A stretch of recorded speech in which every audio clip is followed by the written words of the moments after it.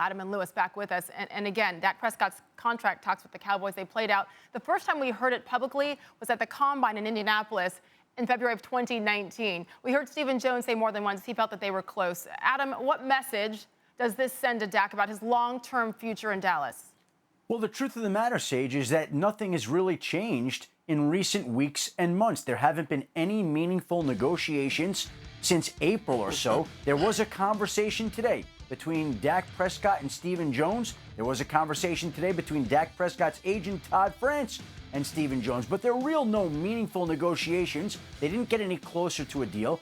And it's as if each side is stuck in its respective stance, content to move into the future the way it is. Dak Prescott wants a 4-year contract, and he believes that playing on a franchise tag and turning down the money that he has gives him that ability and right. The Dallas Cowboys believe that they've offered a fair deal to Dak Prescott with a lot of guaranteed money. But when you look at what he is on a franchise tag and you compare it to some of the other contracts, it might not be quite as sizable as they want, but they believe there's a value in playing quarterback for America's team. So each side now moves forward. But the Dallas Cowboys now find themselves in a predicament where after the season, they're going to be left with one of three options. Either they tag Dak Prescott again for $38 million, which is going to be expensive when the cap is flat or down. They sign him to a prohibitive long-term pricey extension, or they let him walk and go to another team as an unrestricted free agent. Not a great position for the Cowboys to be in the future. The questions should probably start now, about a year from now, I guess, too. So it's $31.4 million. That's his tag number for 2020, Louis.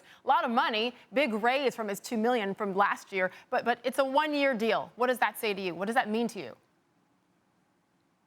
It says this. It says that, look, Dak Prescott believes that on the open market, and if he is to wait and play the long game and be patient and bet on himself, that he stands to make a heck of a lot more money than he would make if he were to accept whatever Dallas's best offer has been to him at this point.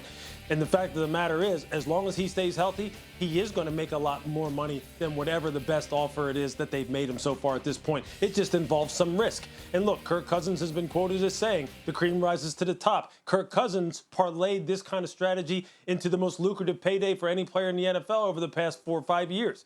Dak Prescott is now on that trajectory. He's on that path. He's on that plan.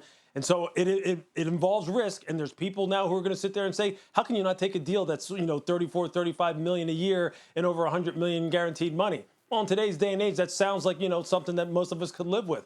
But in the business of football, he sees a much more lucrative path to take that just involves being patient. And what it says is, we're headed for a big-time showdown at the end of this season between the Dallas Cowboys and Dak Prescott, because as Adam alluded to, either you franchise him again and he collects basically $70 million over 2 years, you sign him to a long-term deal that now the price has gone up anyway on you, or you let him walk, in which case, Dallas, you're starting all over again trying to find a franchise quarterback. So good luck. Yeah, incredible. Louis, I think you said the key word there, business, and it is a business definitely for both sides. Dak, though, one of 12 players who will play on that franchise tag this season. That's the most since the tag was implemented in 1993.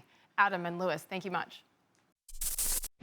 Thanks for watching ESPN on YouTube. For live streaming sports and premium content, subscribe to ESPN+.